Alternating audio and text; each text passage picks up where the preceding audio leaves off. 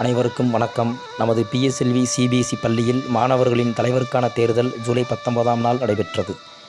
இத்தேர்தலில் மாணவர் காமேசன், மாணவி கிருத்திகா, மாணவி பிரதீக்ஷா, மாணவர் ஸ்ரீராம், மாணவர் அதிபதி, மாணவி ஜமிலா, மாணவர் தனியஸ்ரீ வல்லபன் மற்றும் மாணவி ஆர்யு பிரதீக்ஷா ஆகியோர் போட்டியிட்டனர்.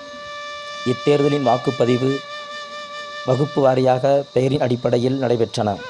மாணவ மாணவிகள் வேட்பாளருக்கு ஒதுக்கப்பட்ட சின்னத்தின் மீது வாக்குகளை செலுத்தினர். பிறகு ஜூலை 21ஆம் நாள் திங்கட்கிழமை காலை 10 மணிக்கு மேலாக வாக்கு எண்ணிக்கை நடைபெற்றது.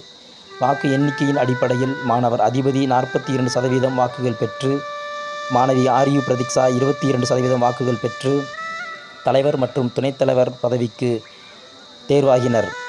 அன்று மாலை 3 மணிக்கு மேலாக வெற்றி பெற்ற மாணவ மாணவியருக்கு பதவி பரிமாற்றம் செய்யப்பட்டது.